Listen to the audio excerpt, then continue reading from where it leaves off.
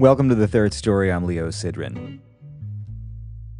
A little over a year ago, just as the COVID cloud was hanging over us for the first time, I got on the phone and called a bunch of friends all over the world just to check in, and those conversations were recorded, and the resulting product was the COVID Chronicles Volume 1. I did a series of episodes last March and into April called the COVID Chronicles. That's right. And it occurred to me this month and in the last week or so that it would be a good idea to call those very same people again a year later to see what happened, how they handled this year. Are they still living in the same place? Are they still doing the same things? How did they respond? How did they pivot? How did they create? What are they thinking about today? So that's exactly what we're doing today, starting with the music you hear underneath me. That is the great Charlie Hunter. Can you guys hear the bass? Last March, as we all retreated to our Instagram and Facebook accounts, our social media identities, our avatars, our safe spaces online to connect with one another, I found that Charlie Hunter was doing a series of Instagram live videos where he just played. He just turned on the camera and hung out with his people online, with his fans, with his friends, with his followers, and he'd just jam and hang and respond to comments that people put in the chat box. Yeah, I'm a communist.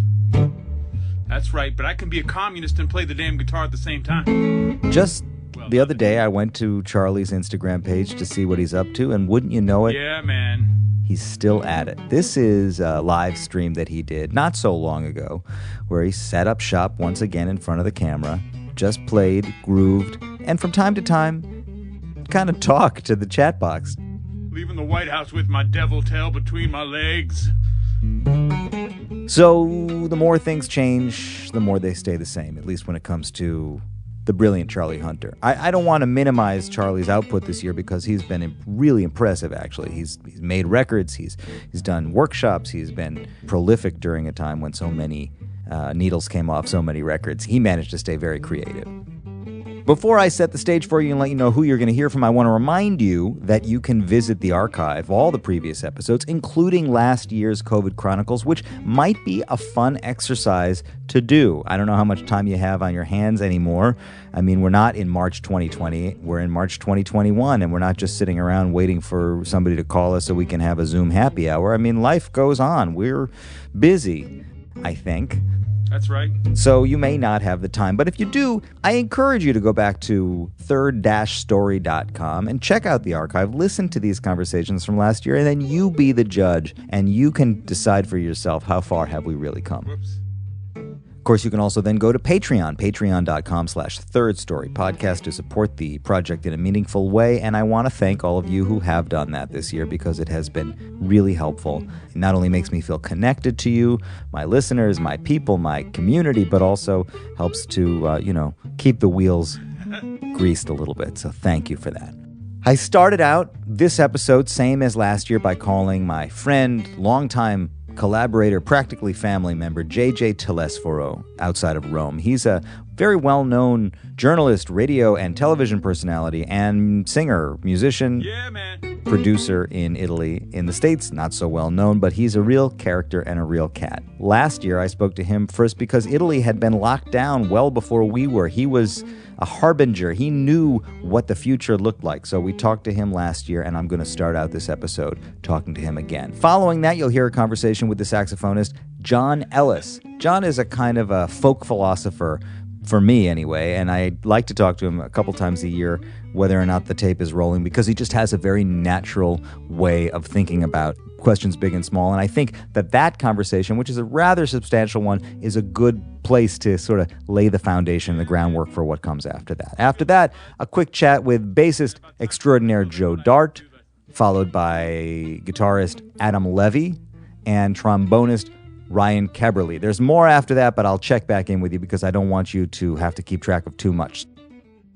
And by the way, most of these folks that I'm talking to here today not only were featured on the COVID Chronicles last year, but have had their own long-form, in-depth episodes on the podcast. A couple of them are ringers, but for the most part, these are people who, if you want to know more about them, I encourage you to visit the archive. Check out the episode index on the website, and you can hear all about their lives and their careers and their journeys. And because of that, they make excellent guest commentators for these anthology episodes like this. Here's Gege Telesforo, followed by John Ellis, Joe Dart, Adam Levy, and Ryan Keberle. I'll check back in with you after that. Gege Telesforo. In person. Ciao, come stai, Leo? How are Ben, you? I'm good, man. I'm okay. You? Cool. No, I'm okay. I'm working as usual, trying to understand the music for the radio show and what's up maybe for the summer. We'll see what happens. Because I'm collecting gigs, but, we don't know anything. I listened to our conversation from last March at the beginning of COVID. It was right at the time when you were planning to release your record Il Mondo in Testa. Yes, and I did it. Yeah, you did it. I don't know if it was a stupid idea or a cool idea, but anyway, on March 27 last year, we released the album.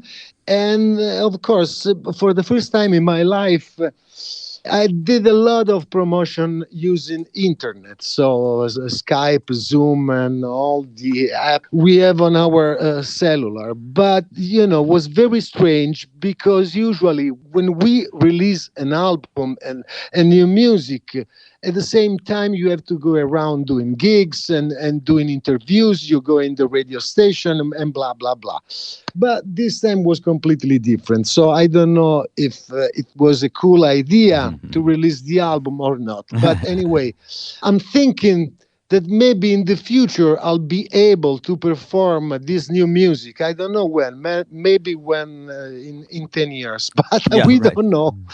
But I hope next summer for sure. Maybe you have to wait and do the reunion tour 10 years later, because by the time you tour the music, it won't be so fresh in your mind and in your heart. The music will be fresh. I don't know. I can tell you about myself. I'm a little tired. I want to tell you. I'm tired because I stay home and it's a very difficult period, my brother. So I work a lot because I produce my radio show in my home studio.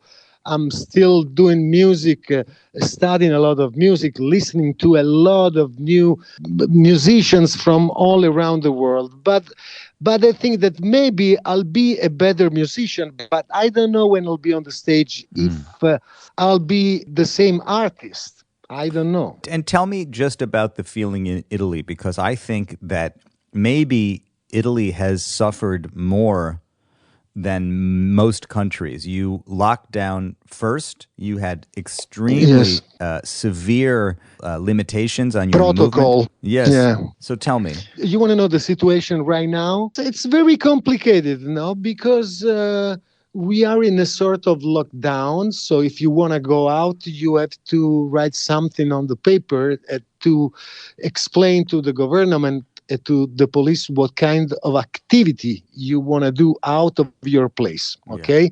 So every day, if I have to go out, maybe for buying food or doing stupid things at the pharmacy, or I don't know, I have to write something for the police, because if they stop you, you have to say, hey, I have to go there. And okay. So it's funny, but it's not a real lockdown. Okay, it's not a real lockdown. It's a sort of Italian lockdown. Yeah, I don't know how to explain. It's difficult, but the situation is bad because the contagious is still going on, and we are waiting for the vaccine. And I don't know exactly, for example, when they wanna give me my personal shot of the vaccine, and I have to wait. I'm not surprised to hear you say that the Italian lockdown is a special kind of lockdown, because I remember thinking last year you had these strict protocols last year. Also, you had to write down on a piece of paper where you're going and ask permission, and everything is very limited. But my understanding of Italy is that there's a kind of negotiation that's always happening with the rules, that the Italians are not so organized always. But maybe I'm wrong. You're right, man. But we have our organization, and our kind of organization is completely different from the other countries. Of course, it's a sort of Italian organization. So if you don't live here, you can't understand. And believe me, I live here and I don't understand. JJ, man, what I am hearing is that, yes, we are tired and we are ready and we are hopeful, but the music continues and you have to keep the smile on your face when you can. And that's what I hear from you, is happiness, some joy. Yes, maybe because I'm completely stupid, man. You have to be a little bit stupid to survive. Yes, to survive. Survive. To survive, my brother. Yeah, Leo, thank you very much. Take care.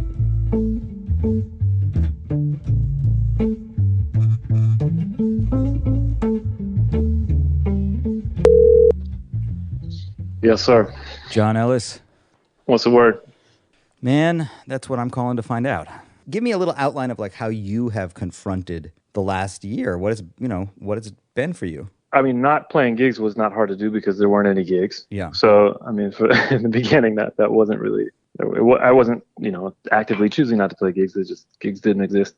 It's a lot to reflect on. I think obviously the first wave was kind of like watching all of your future plans and tours and things disappear one by one, and sort of confronting all the suddenly having time and suddenly not traveling and that kind of stuff. And I've talked to a lot of people about this, and I certainly am one of those people that felt like, there was this incredible sadness, and inside of that, this incredible sense of wow, all this time that I haven't had yet, in so long, and maybe I can make use of it and do all these things that I don't get to do because my regular life is so all-consuming. And I think for most of us, that phase ended, pretty quickly. And there was a different kind of lull. I mean, I certainly felt like, in some ways, I feel like the fact that things are beginning to open up now is even sooner than I would have imagined. I mean, I think that this is in a way, it's almost the best case scenario from what we were looking at back then. So I'm not surprised it's taking this long, but yeah, I mean, there's certainly some lulls in terms of what is music when there's no gigs? What are we doing and why? What happens to your time when you have other things that start to inevitably press on your time? I think more pressing concerns because you don't have gigs, things like that. And I would say, I've certainly played and practiced less in the last, several months.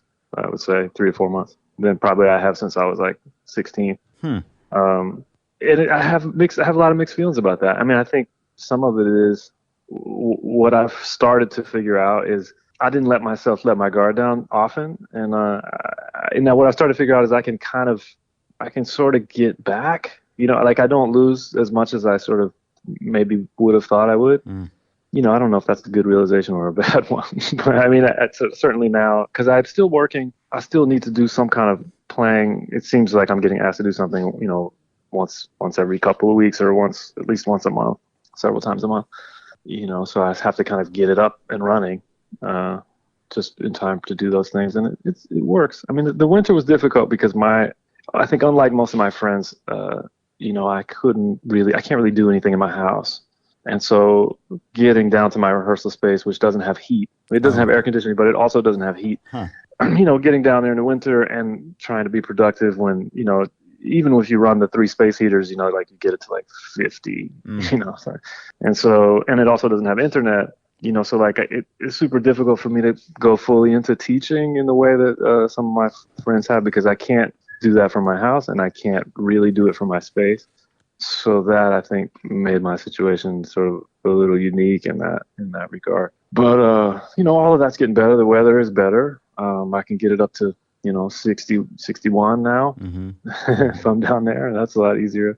Last year when I talked to you, I asked you if improvising musicians were more prepared for something like this than your average person because they're used to, being in the moment and adjusting to, whatever's happening. And you said that you didn't think it was so much about the music. It was just more about constantly trying to figure out how to get a gig. And so, freelance people are just kind of familiar with uncertainty. I guess, well, first of all, what do you think about that now, 12 months later? My friends generally don't have jobs where it's like, oh, I'm on sick leave, and oh, I've got 20 days of vacation, and oh, I'm done, I'm whatever. It's like you work and you get paid, or you don't work, you don't get paid. Mm-hmm. So, I mean, I think that calculus has been sort of confused by the incredible good fortune that they extended unemployment benefits to freelancers. There's no question that that's taken the edge off but it's also just sort of unclear. I mean, would we all go to work bagging groceries, or I don't know. I mean, you can certainly teaching online makes sense, but if you're used to playing gigs, you could be resourceful and find gigs. But if the whole gig thing is out, the whole ability to make money playing gigs is out the window, then it's trickier. But I do feel like that my friends are being incredibly resourceful. I mean, I think if you think about someone like Mike Moreno, who started this streaming thing, this house, that to me, he's a good example of like kind of what I would think about when I would say something like that. Like what I said last time is like just someone who like, oh, this is what we're dealing with now. Okay, how can I do it? He like invested in all this very impressive gear and just like said, this is the new world. We're doing online stuff. How do I do it at a very high level? And pivoted and is like generating this kind of live from home content that is very high quality, like high quality musically, which we know because it's Mike, but high quality production wise too, which is not something he just learned how to do that, right? So I think there is equivalent things going on in a lot of people's lives that I know, where they're pivoting towards learning more about technology and learning more about recording from home and that kind of stuff. Pretty much every musician I know who didn't have a good microphone and a good basic understanding of how to record themselves, that definitely happened. Pretty much. Yes. I don't know anybody anymore who says that they can't record themselves at home.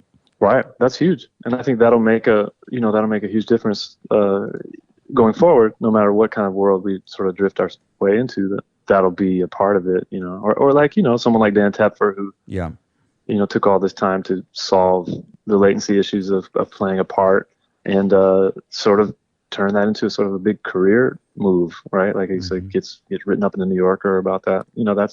That's another good example. Or even I have a friend who as a guitarist, who's a musical director for a synagogue, and I ended up playing some gigs with him for the synagogue, and we played them over Zoom. We played them over Zoom, including the latency that Zoom has, and he had done something I thought was quite interesting, which is like with the settings on Zoom and with everybody being on a sort of plugged-in Ethernet.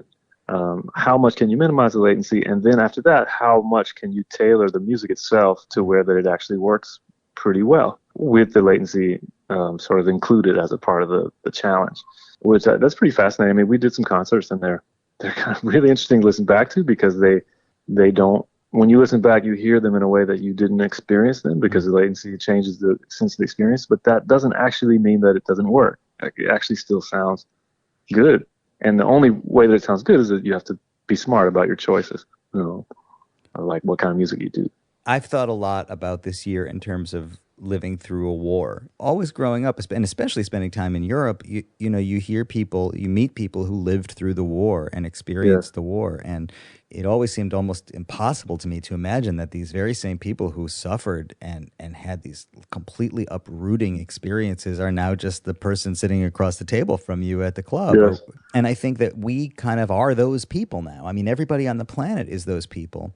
And in terms of the music and the culture and the way it influences things, the music that we love, so much of it changed enormously during the war. Mm-hmm. And after World War II, American music was not the same. American culture wasn't the same. And it strikes me that that's kind of the position that we're in, in the next years, in the future here is, and it probably isn't going to play out in the same way it played out in the 20th century. It's going to play out in a 21st century way somehow. Yes. But we just don't know what that is. Yeah, I think what makes that, I think you're absolutely right, and I think that's interesting. I think what's going to make it hard to untangle that is that the music, the business part of music and the music itself seem to be pre-pandemic in such a period of sort of transition. You know, like what is recorded music? You know, like what does it mean? How do we sell music? How do we sell recorded music? You know, all these questions were kind of like not answered. You know, whereas there certainly have been times, you know, you could argue the recording business has been in flux, you know, from the beginning, but there have been times where it's been a little more settled, you know, like not churning quite at the same pace. And so we were in a churn already.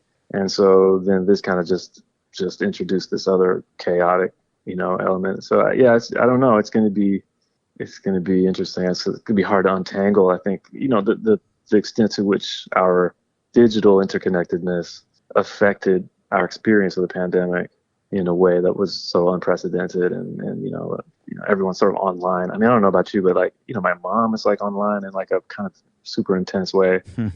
You know, like she wasn't really necessarily. I mean, she was, but like, thankfully my parents both got vaccinated. But you know, there was certainly a period where they were like very anxious, and they were in North Carolina, and they're not really going out much. And so then what do? Right? Like you go online. You know? So I think there's a permissiveness around being online all the time during this time that we wouldn't have given ourselves. And maybe, you know, like, oh, we should really get away from our devices because look, there's such a great world out there for us to go do things. It's like, well, we can't really go out, so here we are on our devices. And like, so that certainly I think affects everything and affects music too. Well, right. And is there any coming back from the Netflix addiction of the last year? Because at the end of the day, I think even most of the musicians I know are probably deeper into the Netflix thing than they are into listening to music this year. I mean, it's just been so easy to just watch a bunch of stuff, and that's where that's the zeitgeist. That became the pulse. I mean, you may not be sharing that same experience, but over here on the other side of the bridge, back here in Brooklyn, it's all Netflix. Yeah, the Brooklyn world. Well, no, I think mostly. I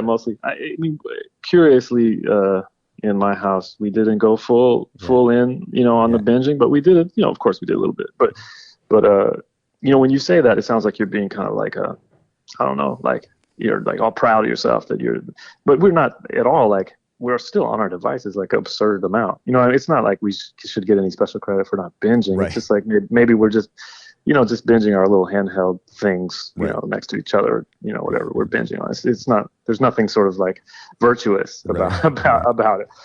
On the contrary, sometimes I'm like, man, it would be nice. It's just, you know, it's back to sort of our strange little reality. It's like, it's hard to explain. We live in a tiny place. Yeah. And, you know, we don't have a couch, and like, you know, it's just that we have this kind of big chair, but it's like really labored to move it around. And, you know, we don't have a TV, which is also not necessarily virtuous. It just doesn't, you know, have sort of a computer screen monitor and some speakers. It's just kind of, sometimes it just feels too much trouble. You know, you don't just like flop down on the couch and pick up the remote. Like, our house is just not set up that way. And it can't be. So we sort of like flop on the giant platform bed with all the drawers underneath it, and like scroll through something on the phone. I mean, that's more like our version of that, I guess. But the other thing that you brought up is, you know, what is recorded music? What is the future of recorded music? You know, you and I over the years have talked about what not a fool's errand, but what a compulsion it is to make records. You know, you are a compulsive record maker, have been, you know, investing, you know, everything you have back into your career, often in the form of these documents, which we sort of cling to as vestiges of a model that really doesn't exist anymore. But they're still beautiful artifacts to make. Yeah.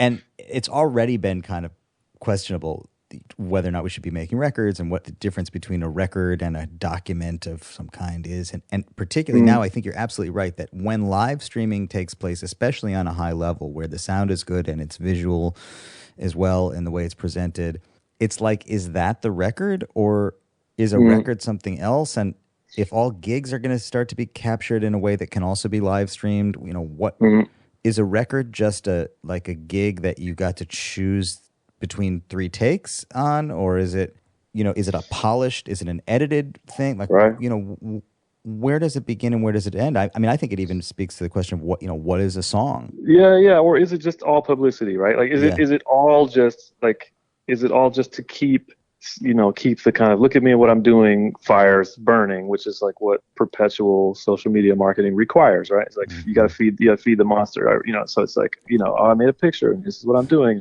this is it, and I made a video and this is what I'm doing. Oh, I made a record and this is what I'm doing. Like, is it really distinguishable from all of the rest of the kind of ongoing stream of content, that was sort of this, like, so I don't know. I think it's actually very tricky to make a record not just feel like that. I mean, I think especially given the pivot towards video, there seems to be consensus that video is really the best way to share music, which is already kind of upside down to me in my old-fashioned mind.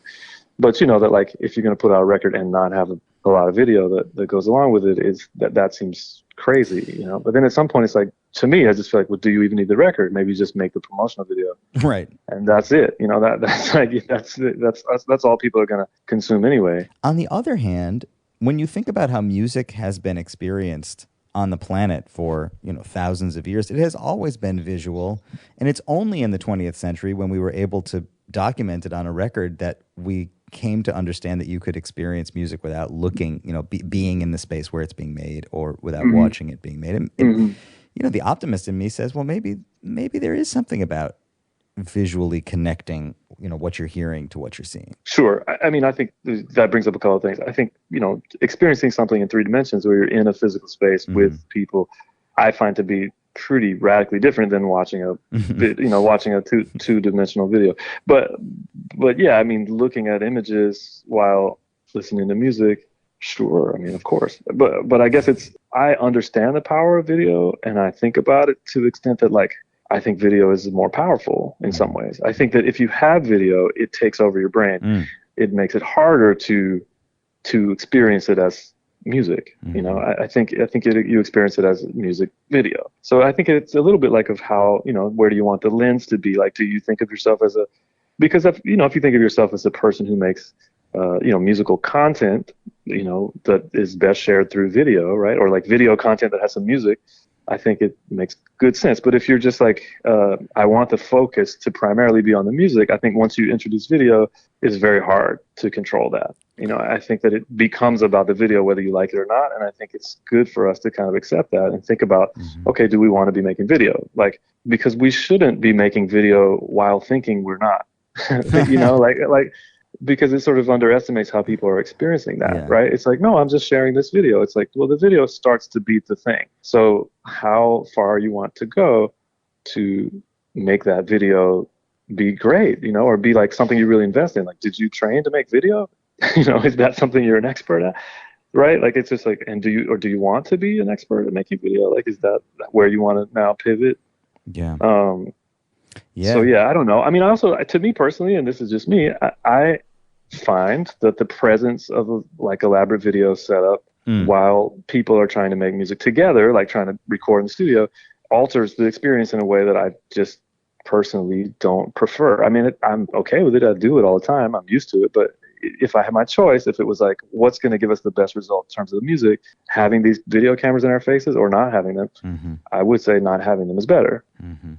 So I think there's a danger that allowing video to take over compromises the quality of the audio.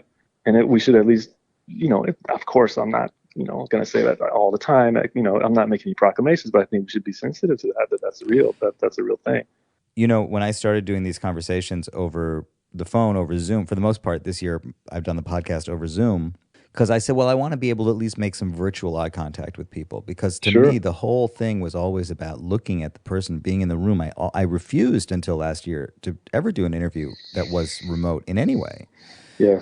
And so then I started doing them on Zoom, and I realized, hey, I can actually talk to people all over the world who I would never get to talk to. And also, once you get past the latency thing and you kind of like learn how to adjust, it's fine. But then I occasionally have done phone conversations like we're having right now, and I found that often we get into it deeper and faster and more profoundly on the phone than we ever did in Zoom, and maybe even more than in the room, but certainly more than on Zoom. And part of what I think is happening is, and it just occurred to me the other day, I never thought to do this before, is that we're looking at ourselves. Yeah, that's right. If you can be sort of brave enough to shut your camera off or shut your own view of yourself off while you're on Zoom and assume that you look fine and it's cool, I think it's a much more freeing experience, because ultimately, while you're listening or talking to or communicating with somebody on a video chat, what you're really doing is confronting yourself on a level that will never allow you to surrender to that other person or that experience. So that, and that speaks again to what you said, which is that the visual expression is a stronger one. And when you say stronger, I think what you're saying is it overpowers anything else. It's louder. It's in our brain, it's just louder. Yeah, and I don't think that's anything to feel bad about. I think that that's actually how our brains, that's how they are. Like, I think that the visual, for whatever reason, probably survival and your eyes. And it's just like to just try to be a listener and like an empathetic listener. It just gets harder when there's all this kind of visual information in your face, or even if there's an awareness, when it goes back to making a recording, when you feel self-conscious about this video in your face, right? Like, so like when you're making a recording with people, you don't think of, you're not on TV. You're making this thing, and this thing is what we're going to end up with at the end of this, and we can all listen to it. But it's just basically like, this behind the scenes camera in your face all the time. Yep. It just affects the experience. I don't want to go so far as to say it's like always the worst thing, but it because we've started to accept it as just like, of course we have to do that. It's not a small thing. It's not a small change. It's like, we're like on a TV show now, where everything we do all the time is kind of like being filmed. I don't prefer that. I like, on the other one hand, can completely appreciate why it's good for promotion, but I don't prefer it as a way to make music. Yeah. So it creates quite a conundrum, because when I do my own projects, I generally don't have any video there.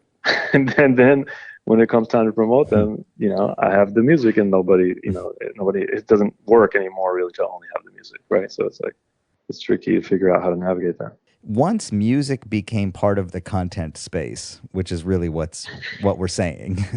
Yes.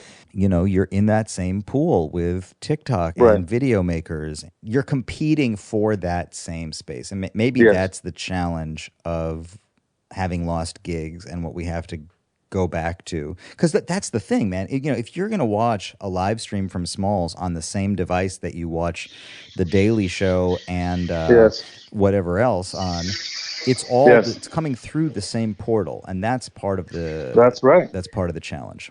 No question. And also, like, during the live stream, are you kind of clicking over to like, oh, I got a notification on my okay, now I'm checking out. It's like, it's not only that it's coming in like one after the other, it's coming in often simultaneously. You're like navigating, and so your attention, one of the biggest challenges of our current moment is all of the competing forces on our attention. Every time we get a notification on any our device, it's just like our attention is constantly being pulled. Yeah. And it's really hard to focus on anything for a sort of uninterrupted period of time. That's like so different than how I was when I was younger. And therefore, I think then it's like, okay, well so if we conform to that reality, then it's like we should make music that's, very, visually eye-catching and very short. And, like it's not hard to sort of see what the right choices might be to compete in that space, but it's more like, okay, but does that compromise something that actually is important? Like that actually, so for me, I feel like the thing that made me want to do music in the beginning is the enemy of all of that.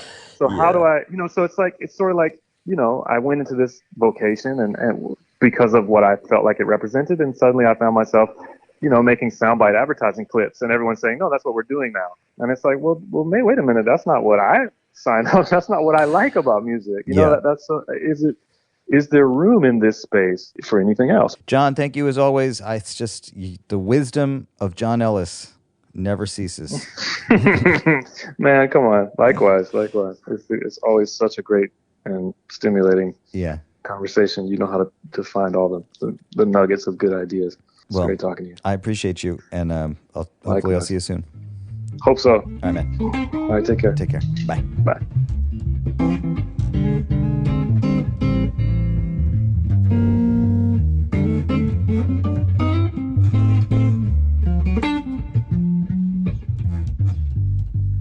Joe Dart, the man with the shades, everybody's favorite bass player, the funk machine himself.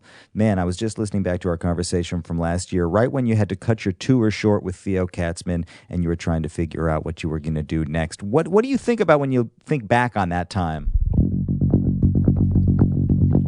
I know what you mean. We are really all still kind of processing that, even though it's been a solid year to be able to internalize that. What did it feel like for somebody who's been kind of nonstop nomadic, living out of the suitcase, gig to gig, town to town, to have to just slow down for that period?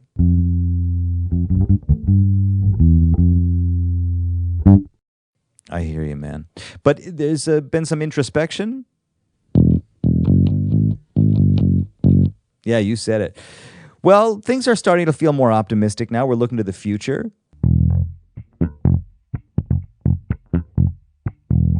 Yeah, but let's not get too far ahead of ourselves here, Joe. I mean, we still have to accomplish a few more things before we can safely get out on the road and gather together in large groups. What is the first thing you think you're going to do when you get back out on that public stage again in front of a crowd? Classic Dart. I would expect nothing less. Just out of curiosity, man, what have you been working on during this downtime? Uh-huh.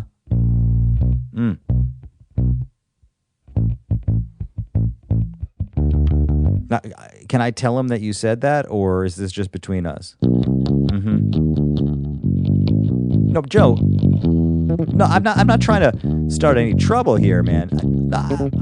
Joe, please. It's not. That was not my intention when I. Oh, come on, man. But after we have a nice thing. I thought we had all right, I can see that you're not in any condition right now. Okay. All right. I'll tell you what, man. Joe, please.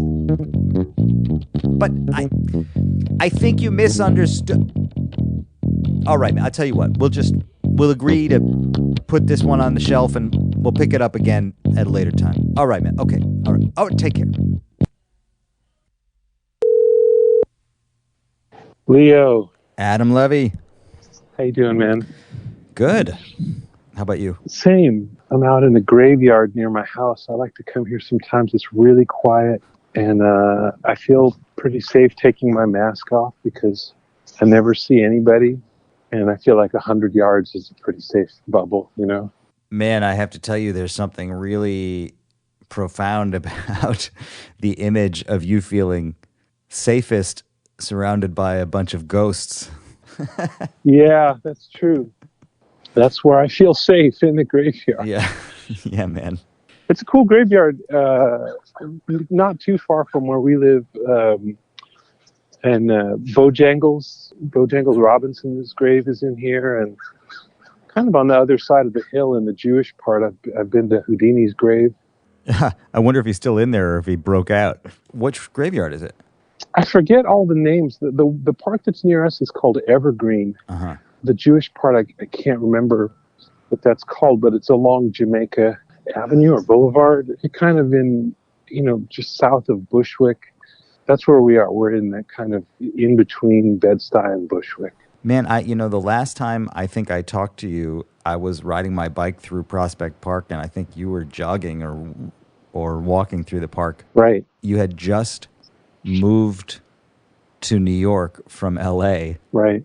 The time we spoke before that was about a year ago, right when COVID was starting. And, I mean, you're definitely not alone in how this last year has been sort of uprooting and a time of change and whatever. But, I think for our purposes, you're going to win the award for the most extreme life change during a time when most people just didn't leave their houses. Yeah, I guess so. Yeah, we moved twice this year, which was pretty intense. We moved from Los Angeles to Brooklyn in September, which meant that all of August we were packing up and getting our house in shape. And so that was pretty disruptive at the end of our LA chapter. And then we got here to New York in September. And long story short, our sublet didn't pan out. So within like 6 or 7 weeks, we were already looking for a new place, because in September, the numbers were down and people were feeling pretty good. And it was kind of late summer. And, by November, the weather was getting colder and people were feeling a little less hopeful. So we figured if we didn't move right then, we were just going to be stuck in this kind of stressful situation in this sublet indefinitely. So it was a lot. There was a lot of change all at once. I wouldn't recommend it to anybody, but we're here and we love our apartment and we like our neighborhood a lot. When we talked last year, you had some gigs that you were just pulling off the shelf. There was one that you were supposed to go to Seattle and you had canceled that. Then there was a gig that you were going to do with Rich Hinman, and I think at the last minute that had stopped. And there was a question of what it was to be responsible, not only to yourself but to your audiences. How do you think about that today? I mean, there are now opportunities for people to start to play. How have you kind of navigated that whole question? A year ago, it felt more clear to me, when I canceled things. I mean, I'm sure I was ambivalent when we spoke. And then for almost a year, there's been nothing to consider in that realm. It's not like, I've been up late, trying to decide whether to take some gig or whatever. But just recently, more stuff has come up, and I really have had to think about it. And it's not as clear. I went on Saturday. Some friends of mine were playing outside of a barbecue restaurant in Red Hook. And the guitar player is my friend Luca Benedetti. And he said, if you come, sit in. Yeah. And I thought, okay, cool. And, it's outdoors and everybody's masked and, not all right on top of each other. That felt pretty comfortable as far as the COVID safety of it. I mean, emotionally, it felt incredible. I could hardly go to sleep that night. I was just so filled with the joy. I woke up the next day and my leg muscles were sore, and I think it's because I was just bouncing while I was playing, because I always do that when I'm excited, and I haven't used those muscles in so long. Yeah. The next day, I got asked by my friend Sammy Miller. I don't know if you've met him. And he asked if I would come and play in studio with his band. And is this the Congregation, right? Is that his band? Yeah, exactly. Oh yeah, I love that band. Yeah, they're great. Yeah, so he's got kind of a small group version of that band that can fit in a radio booth. Yeah. But he said, look, I'll give you the option. If you want to do it on the phone, that's fine. If you want to come in and play, he said, we've all been tested.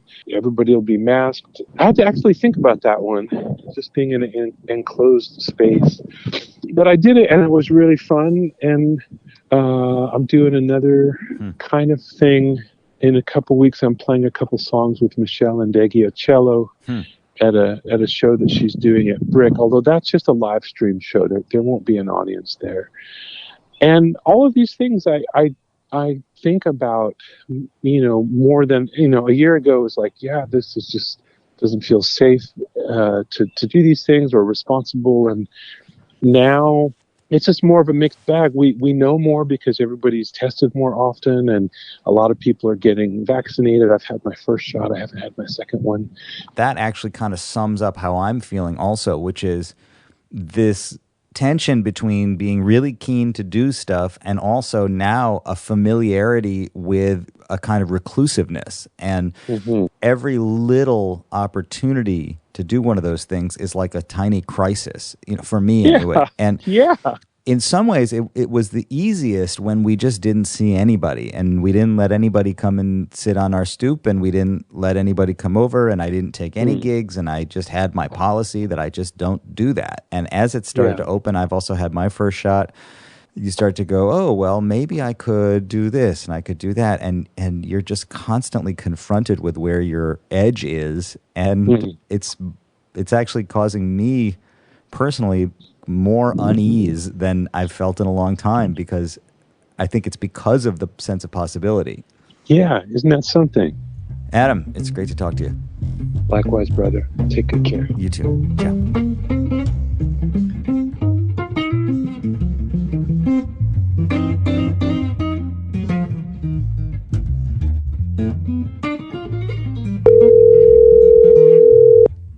Hey, Leo. Ryan Keberle. We meet at last. My goodness. Been a busy day for us both. I guess that's good to see, I was just literally thinking about that. Like, boy, this doesn't feel like the COVID that we're supposed to be living in. Yeah, I feel like that's a similar trend for a lot our colleagues these days. People are inevitably filling in the gaps they once had in their schedule. So many type A personalities that just can't help themselves. Yeah, no, that's so true. Well, I think what's happened with me is that I did fill in with, my own stuff. And then when other opportunity shows up, I don't want to drop the ball on my own projects. And so I find myself spread a little thin. Yeah, I think that's exactly that kind of happened to my wife this last year. Just taking everything, that came, not knowing what the future held, and wound up being like having way too much work, which of course is not a bad problem to have, but not ideal. Somebody said something to me recently about how the millennial generation is revisiting the idea of work as the metric for success. Yeah, I can see that. Because we totally came, I think, out of that mindset of there's no such thing as too much work. And even as a musician, it's like a humble brag to be overbooked, Maybe we have a direct connection to our grandparents' generation, which is kind of where that all started, I think. Yeah. Kind of the frugality and the, just kind of a different perspective on what we have and how we have to work for it. I went back and I listened to our conversation from last March, and I forgot that I talked to you. You flew. They shut down New York. They shut down Broadway. They canceled South by Southwest and the NBA, and you snapped into action and got on a plane and flew to Paris. Much to my wife's dismay, she was so pissed at me at the time. Yeah, I don't know. I'm so glad I did, because we actually, first of all, most importantly, no one got sick, and everything was safe, and it wound up being a very isolated trip, as I thought it would be. But we wound up getting a live record out of it. Reversal's going to release a record later this year or early next year from that gig, and it was a really worthwhile trip, and I don't have any regrets. And what's still, to this day, more or less like the last gig I did of my own stuff. I have done some stuff since then, here and there, but nothing with my own music. What has it been like playing gigs? I've joked kind of like being a trombone player is the last thing, because, there's just no way to eliminate just spray, right? It's just not a good instrument for cutting down on transmission. I wish we knew more scientifically, because there have been some scientific studies done, commissioned by certain international health departments, and there's been a few commissioned by symphony orchestras. And surprisingly, the results that they do have, and it's not super controlled environment that they're doing these things in, but the results show that brass instruments are about the equivalent of talking, which in the big picture is actually not horrible, because like singing is multiple times worse than talking, right? So singing is really kind of the outlier. I think woodwind instruments were worse, actually, because not all the air goes through the horn. But with brass instruments, because all the air goes into the horn, there's actually not a whole lot left of that direct air coming out the other end, because it's passing through 11 feet of tubing, if not more, for like French horns. And so what's coming out the other end is primarily just vibrational, sound waves and a bit of air, but no more than talking. Like there's not a lot of force behind it. But you do have the saliva issue. And did you have, we did a little remote recording thing today where in the past we would have been able to do it together. In many ways, it's more convenient for everybody to be able to record remotely, especially if it's just a single overdub like what you did today.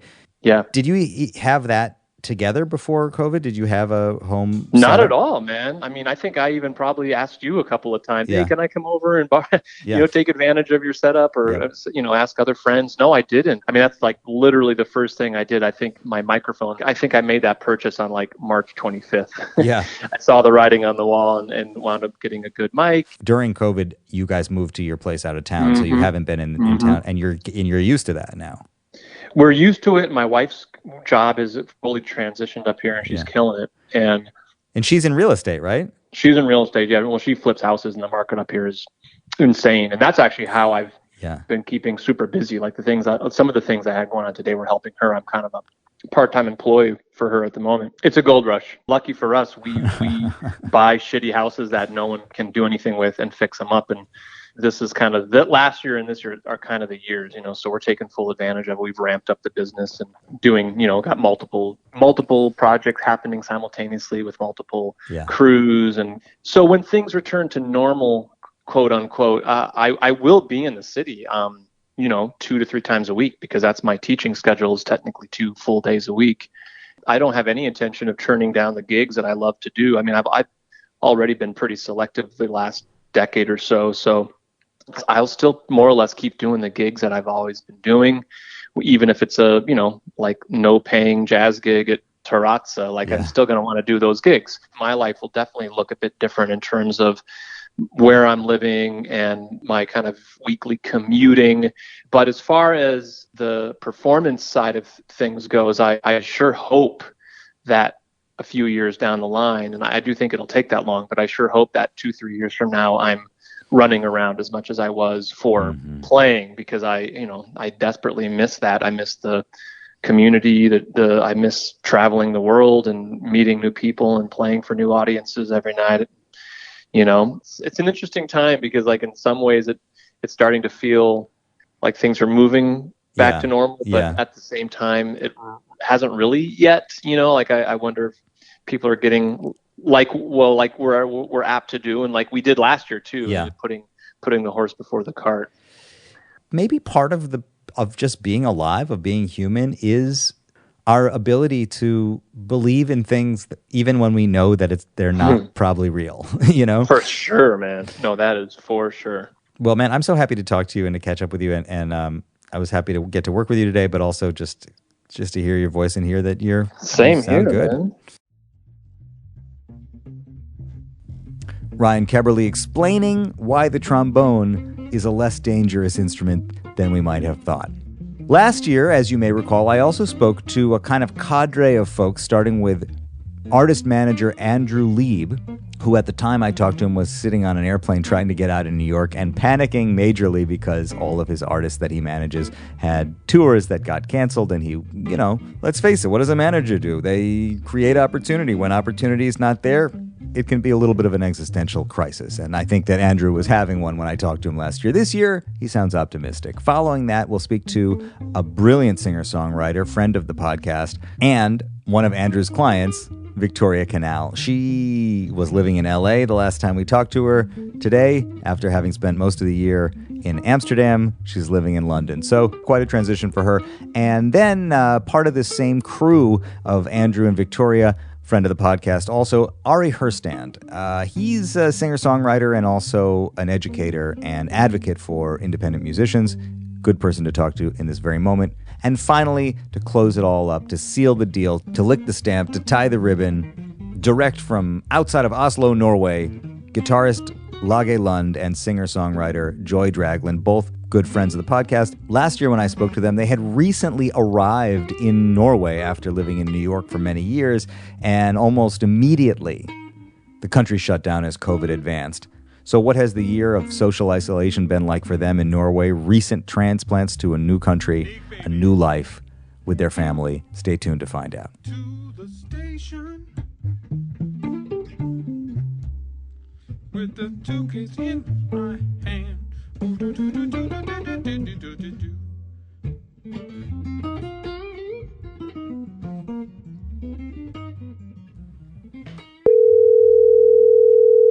Leo. Andrew Leib. What's up, man? Man, I just went back and listened to our conversation from a little over a year ago. You were sitting on an airplane trying to get to Miami, or just dealing with the world going into total chaos. You were talking about how you can pivot to live streaming. You're going to have to find some new model, you didn't know. But the other thing that you said to me that I thought was so interesting was, this is not the moment for artists to promote anything. This is the time for artists to just share and be generous with themselves. Obviously, that only goes so long. Eventually, you can start selling something. So tell me, how did you approach the last year? Right after that conversation and on my flight, I don't know if we talked about it, but I had this idea to start an online music festival. And I ended up coming together with my buddy Ari Herstand and Ashley Maeda, and we ended up creating this festival called Uncanceled Music Fest. Mm-hmm.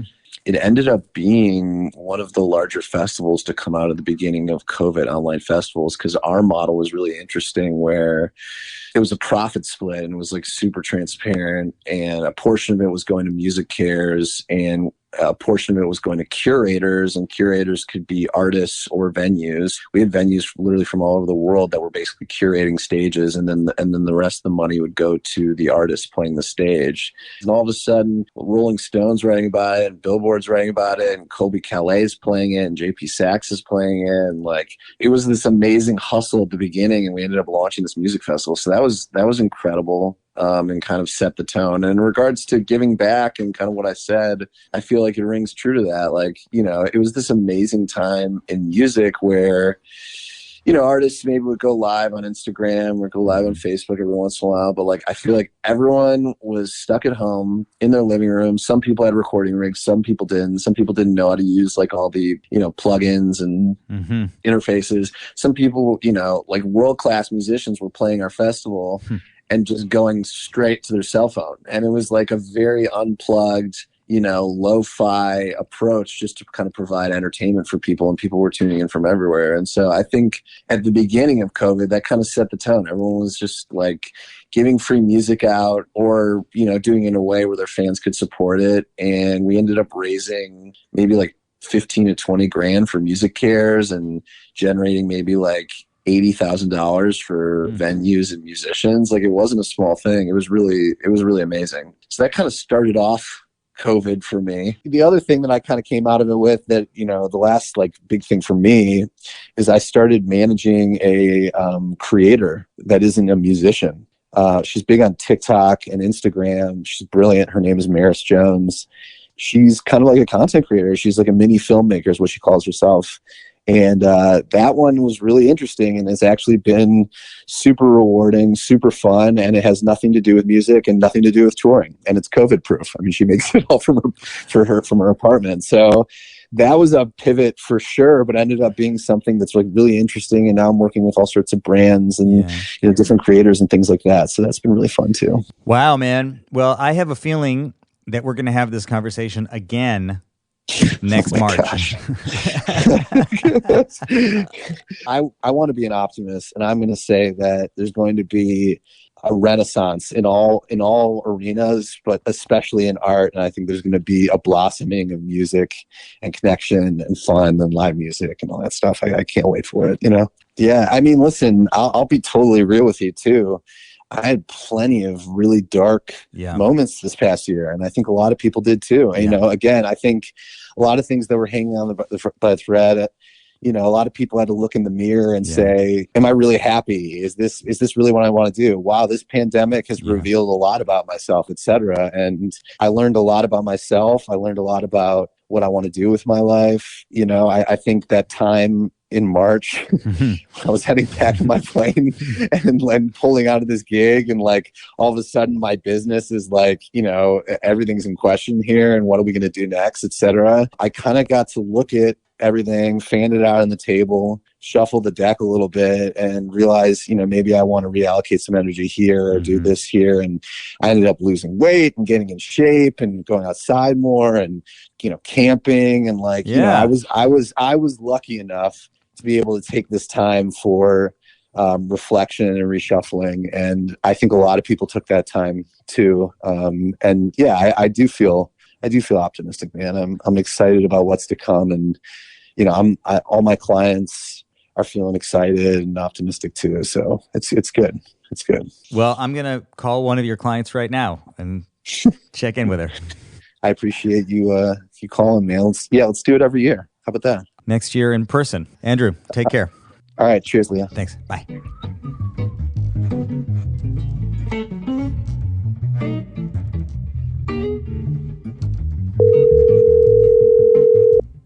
Hello. Victoria. What's up, my guy? How are you doing? Are you in New York?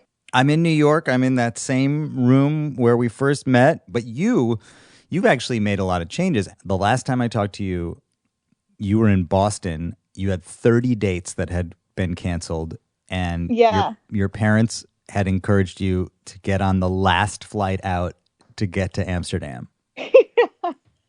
Wow. Oh my God. But now I think I'm talking to you in London, right? Like, did you just leave Amsterdam? Yeah. I spent most of the year there, and then my parents got this idea. I think it sprang out of COVID to get a little place in the countryside in Normandy, actually. And so with the move there and sort of that shift, I decided to step away from Amsterdam, spend some time there, spend some time in London working. So when I first met you, you were talking about how you finally felt like you had found a community in LA. And after going all over the world and growing up everywhere and having spent that time in New York and trying to find your people, you felt like you were finally locking in LA. And, you know, I don't need to remind you that 2020 was really started out positioned to be your big year. You had all these live dates, your record was going to come out, everything was like leaning in that direction. And a lot of it was really oriented around your community in LA. Of course, you know, none of that was able to be maintained for a million reasons. But where do you think your people are now and your place is right now? Well, I guess a year later, I feel like with everyone, we've had to be so much more intentional about the people that we surround ourselves with, especially and mostly virtually. So like my existing and remaining group of friends has been people that I have very intentionally kept in touch with. You know what I mean? But yeah, that said, the first few months were pretty hard. I felt very isolated in Amsterdam just because I'm just very much a social person, as you know. Like, I'm so used to just connecting with people every day and putting myself out there a lot and really like deriving a lot of my inspiration from real life input. So it was a big struggle for me the first few months. Just by sheer like force and circumstance, I like started to turn inward and wrote a lot of music and really learned a lot about my family that I didn't know before. And I think they learned a lot about me in an adult sense, you know. Like I don't think my dad has ever really gotten to know me as an adult person, or kind of fake adult person, assimilating as an adult. And yeah, so that was really interesting. And then I started to make contacts here and there. I actually got signed to a new agent during quarantine. It's his name is Tom Windish. He's Billie Eilish's agent. So that definitely helped because he caught wind of me just through live streams that I was doing.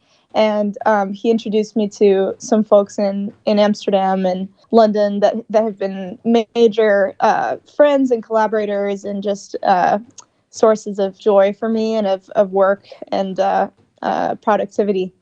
So yeah, I did put out that project that I was looking forward to putting out a year ago, not with as much support, obviously, as I was hoping to, just because I wasn't doing shows promoting it. But it was interesting to put it out in such a weird time, and I think it served its purpose. And I think the music that I'm making and the project that's anticipated now is much more profound than anything I would have made if not for COVID. Just because, I don't know, like I've never been so head to head with the realities of loss and grief and just the profundity of these more difficult moments in life. So I think I've had the courage to step in, you know, and to swim in those waters rather than always keeping it light and inspirational. I think I'm actually tapping into a very profound moment musically and spiritually.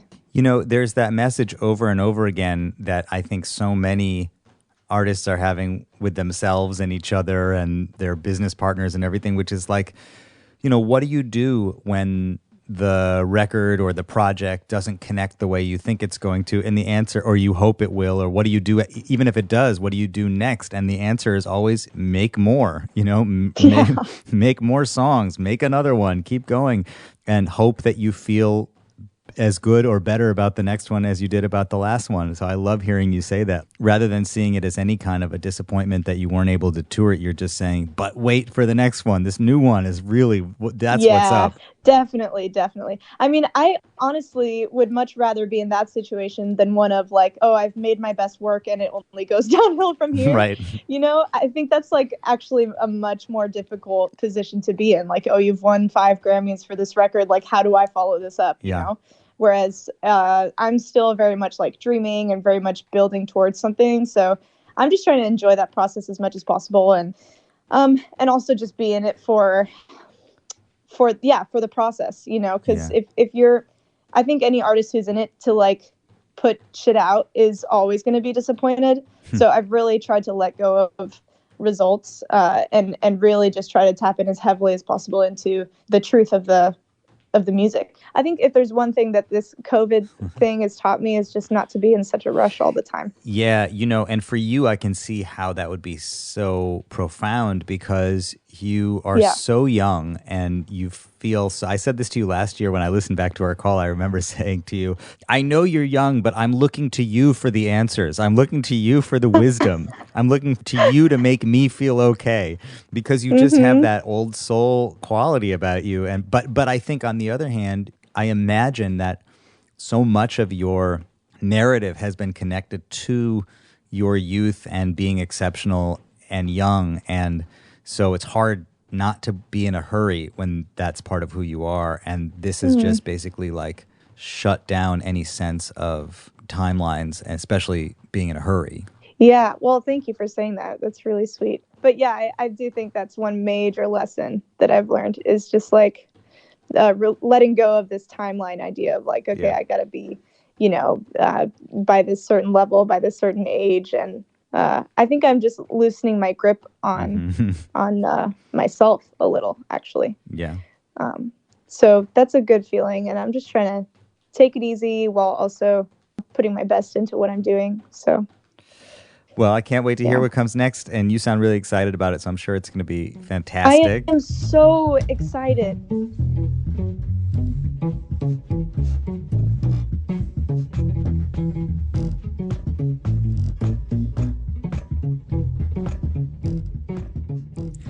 Hello.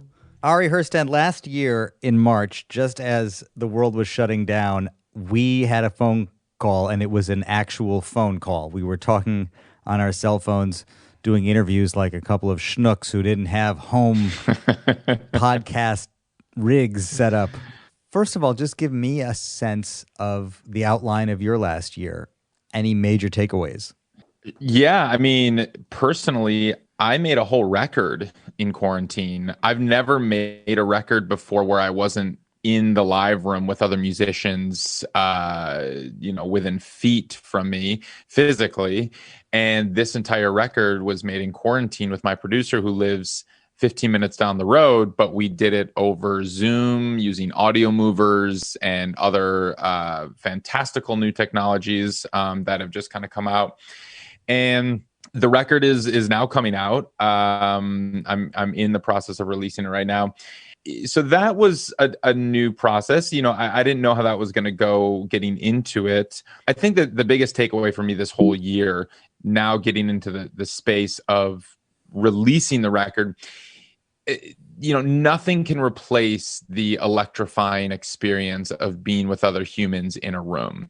We have tried the creative community, the creator community, and the tech community, the music community. All the communities have tried to get some semblance of humanity going in the age of COVID online, with Clubhouse popping up, and of course TikTok exploding, and Twitch and all these other live streaming platforms, and all of that. I've experimented with various live streams, this and that, on and on and on.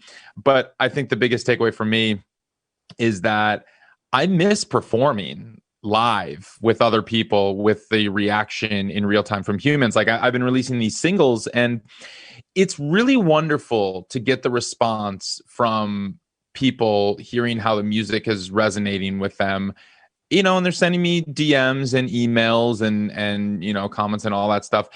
But it doesn't really impact me the same way that when somebody comes up to me after a show, or I'm literally performing the song and I see the reaction on their face in real time, and I can, feel the energy of the room, and we're all levitating together. And I think there's that spiritual component that has been missing this whole year, when we're all scrambling to figure out what we're supposed to do, to just try to keep moving forward. Last year we were talking about whether or not the internet was good or bad or indifferent for the music community, the creative community. And what we ended up saying at the beginning of COVID was, well, it's all we got now, so it's a good thing we've got it. And I love that you're focusing in on this aspect of it as a musician, because in a minute we can put that part of your life aside and talk about another part of your life. But as a musician, that's something that I think doesn't get talked about a lot, which is that real-time feedback that happens in communion between an audience and a performer.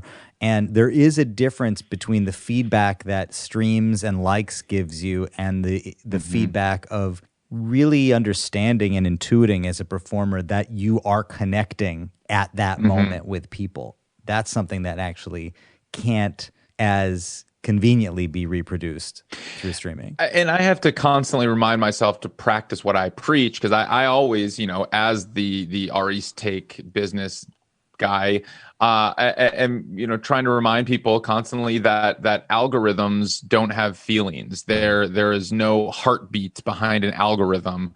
There are no tears that are shed from numbers. There are actual human beings behind each number, and we have to remember that. But I fall victim to the same influences that everybody else does. And when I make a post on Instagram about my new song and it gets 400 likes and a few comments here and there, and I'm kicking myself, I'm like, well, what's going on? Why didn't the algorithm catch that? This must not be an engaging post. And why doesn't anybody care about my new song? And I have to check myself. It's just like, all right, it's not that people don't care about the song. It's that I didn't catch the algorithm this time around, and that sucks that's the reality we're in. But it doesn't quantify the impact that the song might have with an individual. I think we as artists have to constantly check ourselves to not allow these vanity metrics and these numbers to determine our self-worth or how a song might be impacting those out there. Now, I am 100% projecting right now because I am in this it's like I'm an artist who's releasing music who is devastated that I didn't get my song on the latest in a Spotify playlist and that the Instagram algorithm squashed my latest post. Don't get me wrong, it still hits me, but I'm constantly checking myself. Well, but what's you are a particularly special case because while that's happening, which is a frustration that I think is very important that you personally experience every 18 months, because you're also at the same time thriving in another area of your life, which is the Ari's Take Academy stuff, in which you are helping to teach the ideas of the new music business to people all over the world. And just before COVID started, you had really in earnest put your academy together, which is a completely online academy where people from all over the world can participate. And it almost seems like if you had known COVID was coming, you couldn't have put together a more COVID-friendly academy in the sense that it's remote, it's online, it happens asynchronously. People can do the work in their own time. Exactly what students of any content right now really need in this time.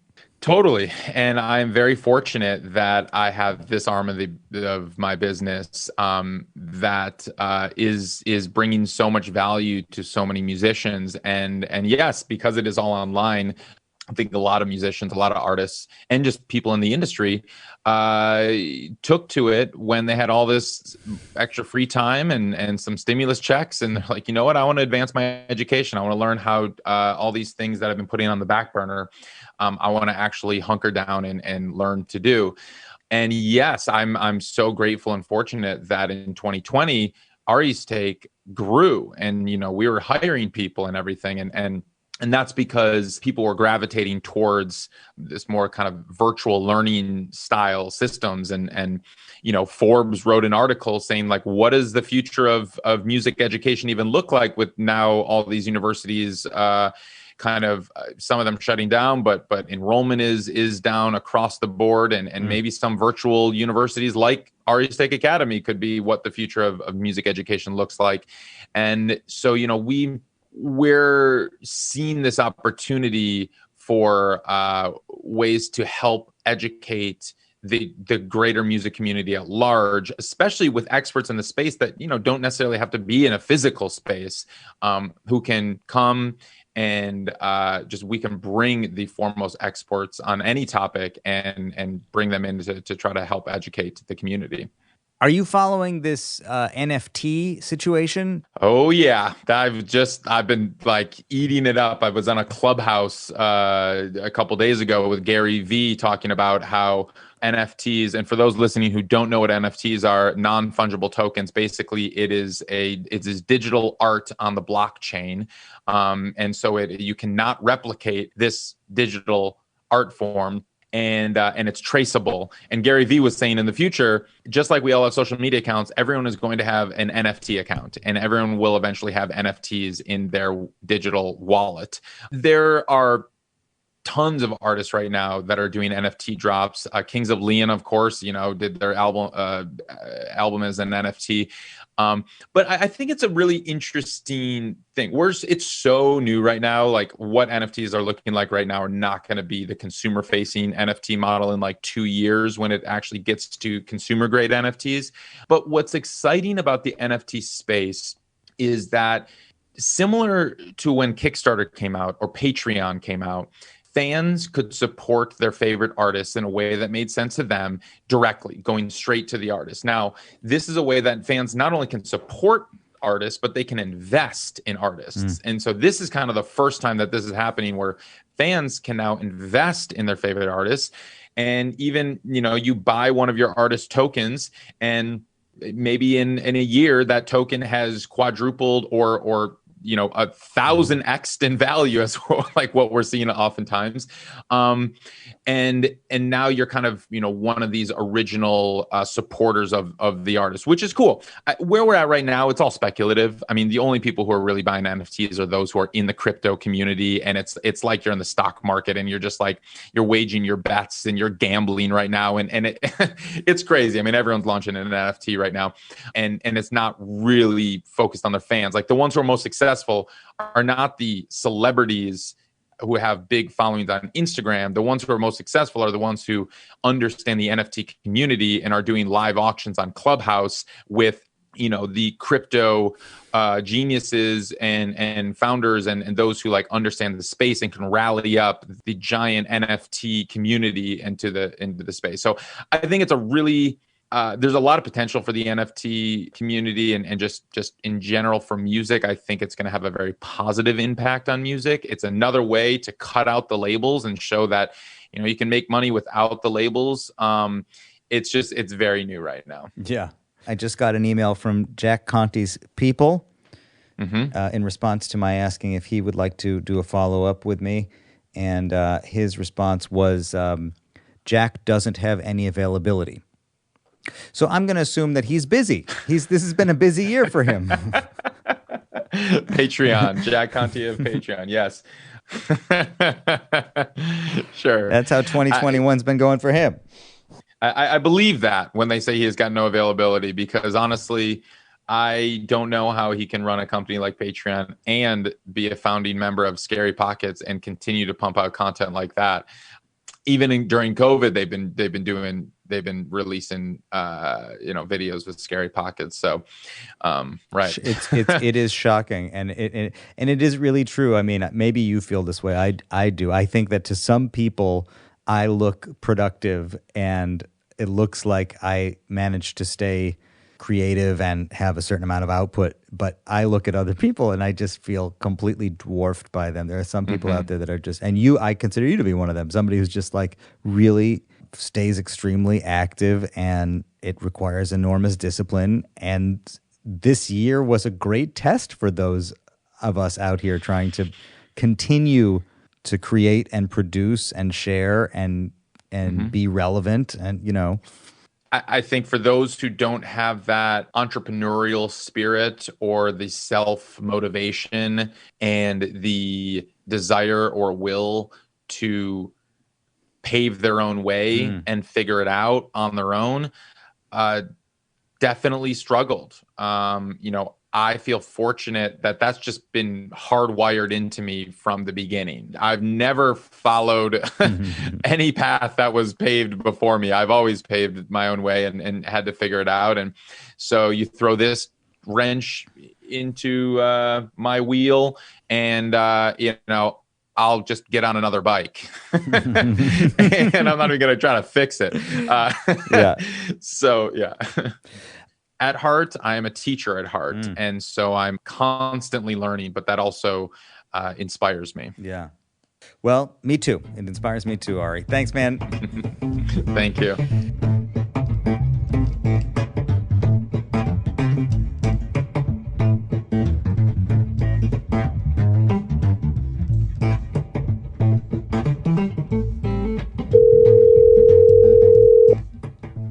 Yeah. Hello. Yes.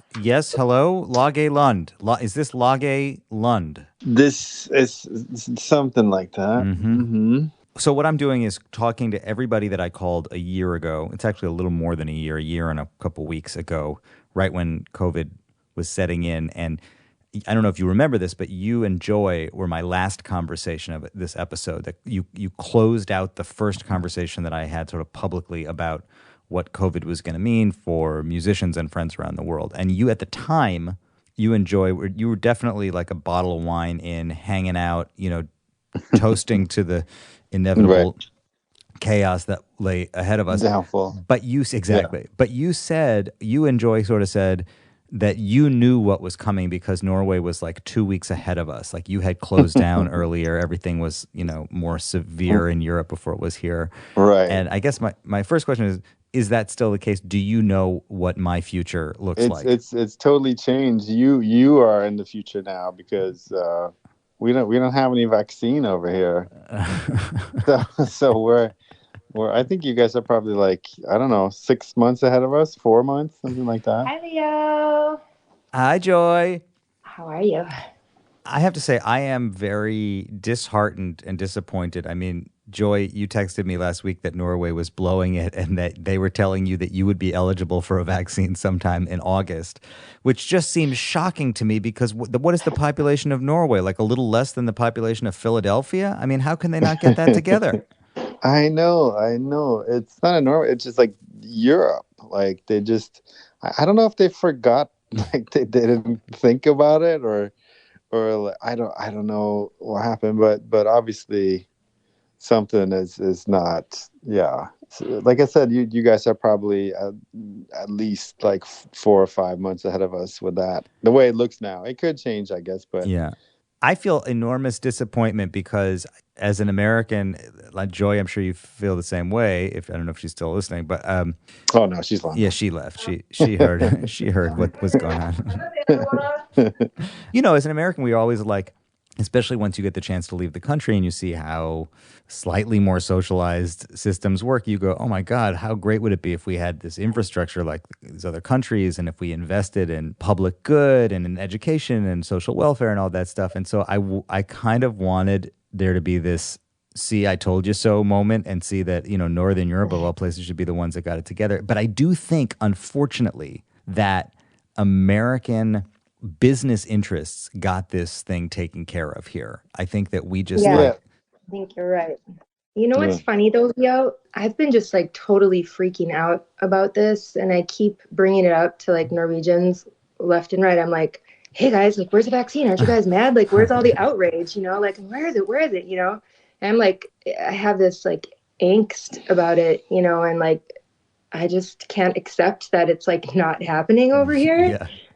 But people are totally like, well, like it's probably coming, or I think it's gonna be okay, like it's cool, And I've really found, well, this is not the first, but I found this to be like a huge cultural gap, because Americans, I think, in a gross generalization, at least speaking for myself, like you don't accept things or like take them lightly. You sort of, there's just like, I don't know if that's like an innate American trait, but it's just like, you're like, no.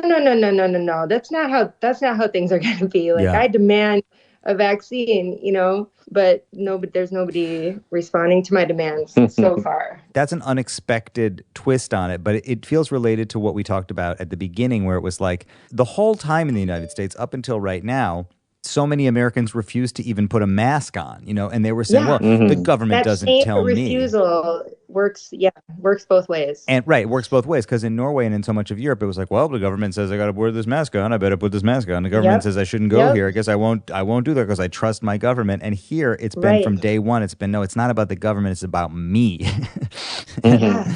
Yeah. It's, you know what else is funny too though? Like Indigo's Barnehage, which is like kind of a glorified daycare or whatever, they're not having her daycare indoors. They're doing the whole week this week outdoors in what essentially is a mud puddle. So like every day I trudge through, like I have to walk like 100 feet like through a farm and like through mud. I have to trudge through mud like to pick up my kid. And I just close my eyes and imagine like any New Yorker that I knew like being subjected to this, like, and then picking up your kid and they're just like completely covered. I mean, just like head to toe. These are the indignities that sent your ancestors fleeing the old country. It's the mud trudging that did it. They said, I would rather live in North Dakota in the middle of nowhere than have to trudge through this mud. I think people are like very tolerant here in a way that we aren't in America. Like we just like demand a lot more or something, or demand satisfaction. Yeah, exactly. And immediate satisfaction. Yeah. So what do I have to do to get a like certificate of residency in Norway? Like what would it mean for me? You know, if you just bring a couple of doses of the vaccine with you, I'll make it happen. So don't ask too many questions. I'll just make sure it happens. As soon as you get, you know, like whatever, like May 1st, when everyone can just go get it at Dwayne Reed or whatever. Yeah. Just like fill up a suitcase, come here. And we have so much of it. That's exactly right. People are walking in and they're just saying, I'd like 6 doses of the vaccine now, please. Yeah. I'm thinking about going up to the border of, you know, Norway shares a tiny border with Russia. Oh, yeah. I was thinking of going up there and seeing if I could scrounge up some Sputnik. Yeah. You know. All right, I got to go. We need to talk. Love you. Love you. Bye. There we were, my friends. COVID Chronicles Volume 1, the reunion episode.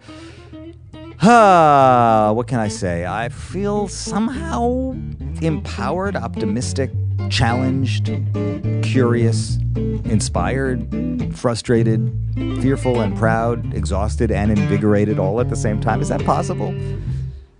I guess that's just 2021, y'all. I'll be back again before you know it with another deep dive. Until then, I'll talk to you soon. I'll be right back.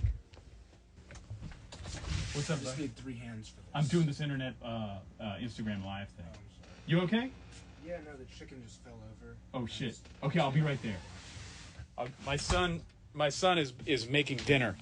When you have a 20-year-old, that's what they do. They make all the food, which is awesome. But he needs me to go help him.